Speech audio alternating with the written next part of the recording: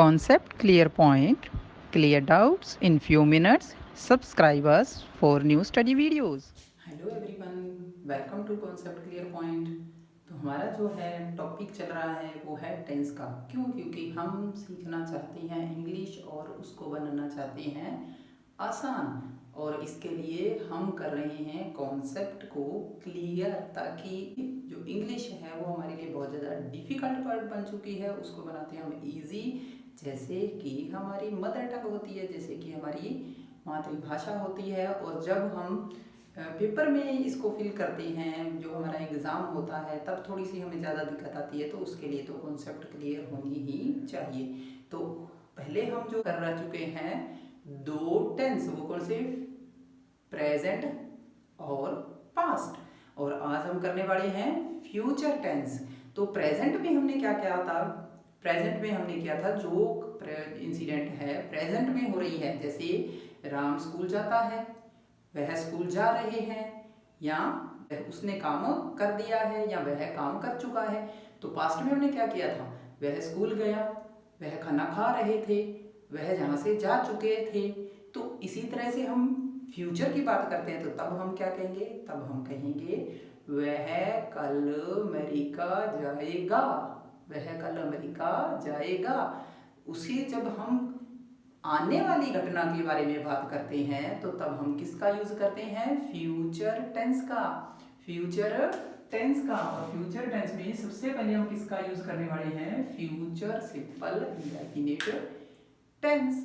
इसका यूज हम करते हैं जो इंसिडेंट अभी तक हुई नहीं, फ्यूचर में होने वाली है, जिसके बारे में सिर्फ हम अज्यूम कर सकते हैं, कल्पना कर सकते हैं, एक्चुअल में हमें नहीं पता। उसके लिए जब हम उसकी बात जब हम करते हैं, तो तब हम कौन से टेंस की यूज करते हैं? फ्यूचर सिंपल और future indefinite. That incident has not happened but will happen in the future, then we use future simple और इंडेफिनिट टेंस। और फ्यूचर है तो हमें क्या है?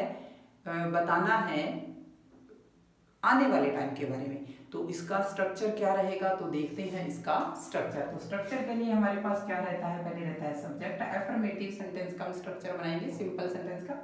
तो सब्जेक्ट है, सब्जेक्ट के साथ हम इसको विल और शैल का यूज करेंगे। सब्जेक्ट के साथ विल और शैल का यूज करेंगे, और वर्ब की फर्स्ट फॉर्म होगी और ऑब्जेक्ट होगा। एक बात ध्यान रखनी है, पूरी इंग्लिश में कहीं भी कोई क्वेश्चन आता है आपको ग्रामर का, या कहीं भी हम लिखते हैं, तो जितने भी हमारे मॉडल्स हैं, शेल है, विल है, कैन है, कुड है, मे है, माइट है, उनके साथ हमेशा कौन सी वर्ब की फॉर्म आती है? फर्स्ट फॉर्म आती है।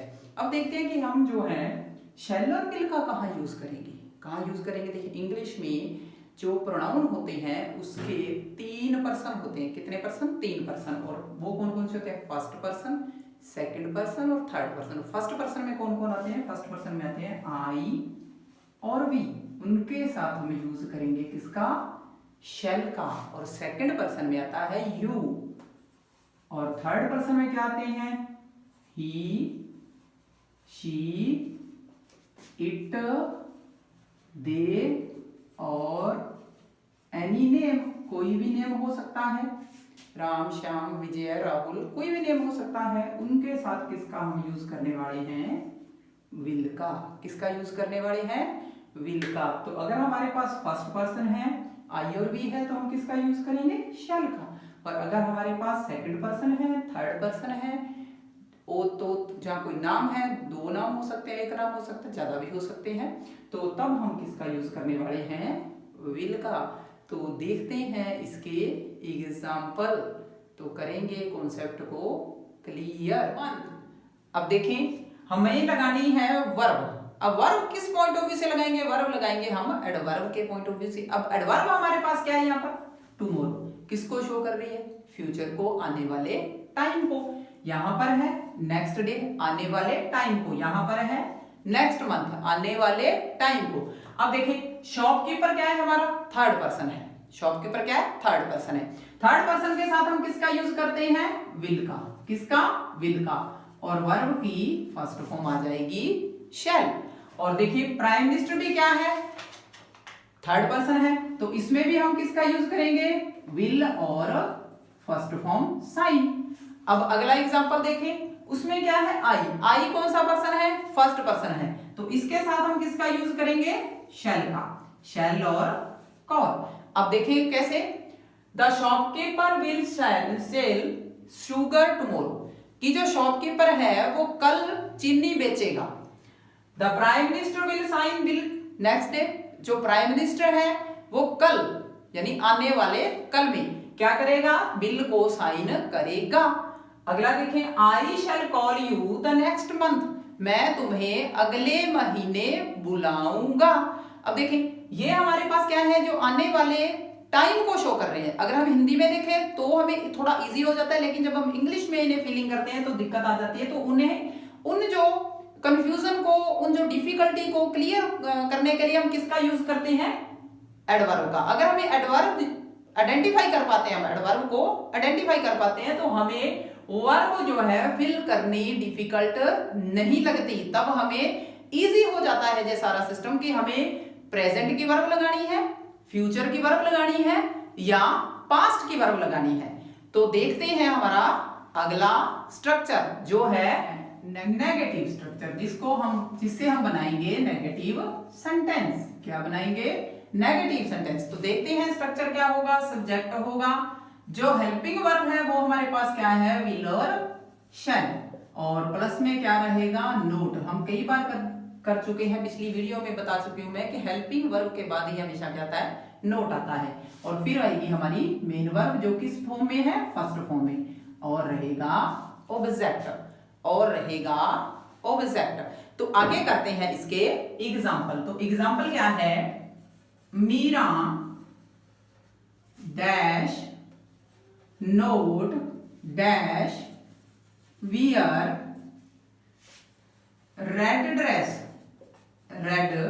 Dress on her coming birthday, on her coming birthday.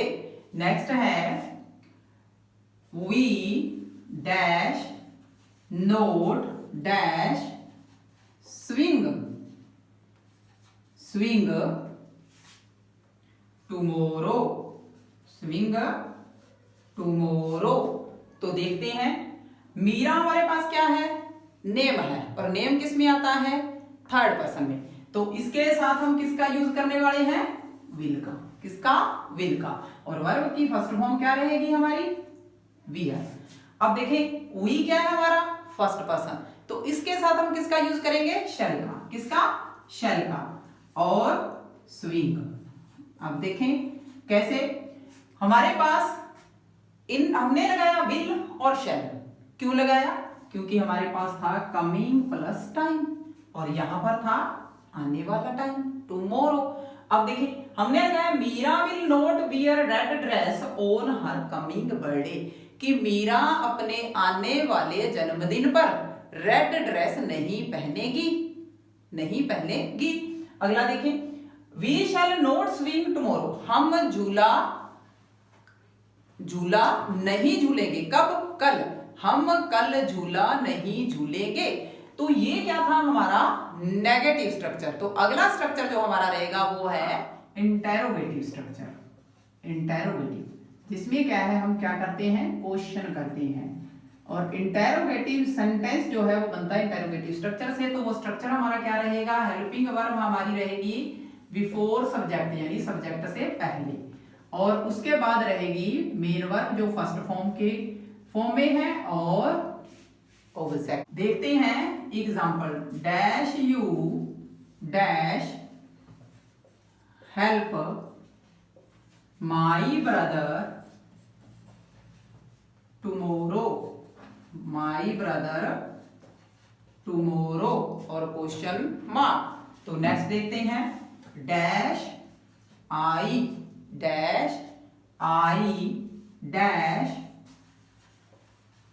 Print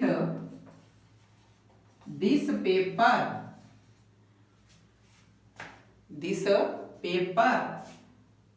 next year.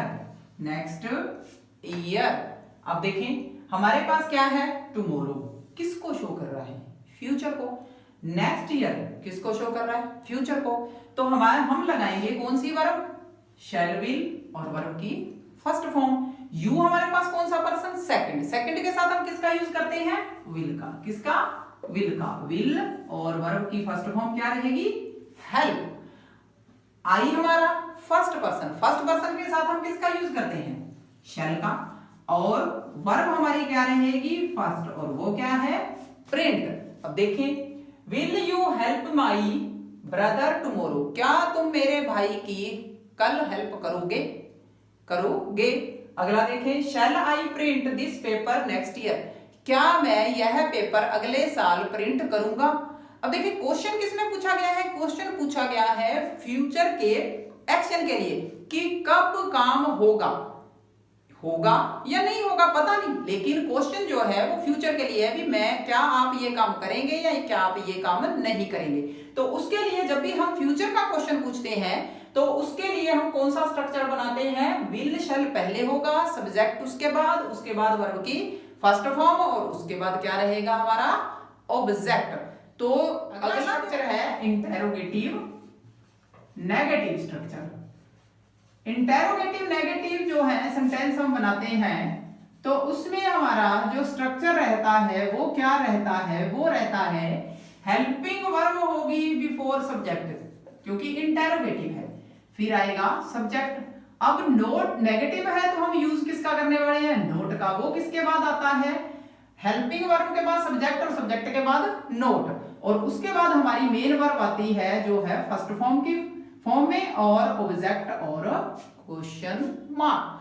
तो देखते हैं इसके एग्जाम्पल। तो एग्जाम्पल क्या है, dash they note sport the poor, the poor, the coming time, the coming time, question mark. अगला एग्जांपल है dash Star Plus not dash telecast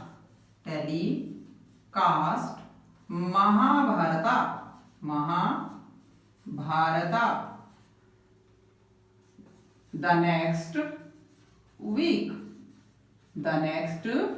week. अब देखें दे हमारा कौन सा है, थर्ड पर्सन है, तो थर्ड पर्सन के साथ हम किसका यूज करने वाले हैं, विल का। और वर्ब की फर्स्ट फॉर्म हमारी क्या रहेगी, स्पोर्ट। और यहां पर भी क्या है, नाम है, तो नेम के साथ हम किसका यूज करते हैं, नेम के साथ भी हम किसका यूज करते हैं, विल का। और यहां पर वर्ब की फर्स्ट फॉर्म रहेगी टेलीकास्ट। अब हमने ये लगाया क्योंकि हमारे पास टाइम किसका था, फ्यूचर का, द नेक्स्ट वीक। और यहां पर टाइम किसका कौन सा था, the coming time. Coming time कोई भी टाइम हो सकता है, आने वाले समय की बात हो रही है। तो देखें, will they note support the poor the coming time, कि आने वाले समय में वो गरीबों की मदद नहीं करेंगे, यानी गरीबों को सपोर्ट नहीं करेंगे। अगला देखें, क्या आने वाले वीक में, आने वाले सप्ताह में, यानी अगले सप्ताह में स्टार प्लस महाभारत को टेलीकास्ट नहीं करेगा। तो आज हमने किया था फ्यूचर सिंपल टेंस। तो फ्यूचर सिंपल टेंस हम किस लिए यूज करते हैं, यूज करते हैं हम जो आने वाले टाइम में, जो हमारा पास में टाइम है, आने वाला टाइम है, जैसे कल का टाइम है, तो उसमें क्या है, हम होने वाली घटना के बारे में, होने वाले इंसिडेंट एक्शन के बारे में जब हम बात करते हैं तो फ्यूचर सिंपल टेंस का यूज करते हैं। तो ये था हमारा आज का टॉपिक। देखिए, जो हमारा टॉपिक है वो टेंस का चल रहा है। जैसे ही टेंस कंप्लीट होंगे तो हम रखेंगे टेस्ट।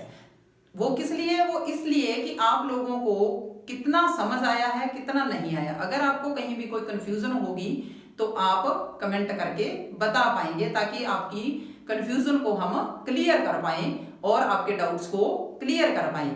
तो अगर आपको वीडियो पसंद आती है तो आप लाइक करें, शेयर करें, सब्सक्राइबर्स बेल आइकन का बटन दबाएं, ताकि आने वाली वीडियोस की इंफॉर्मेशन आपको मिलती रहे। थैंक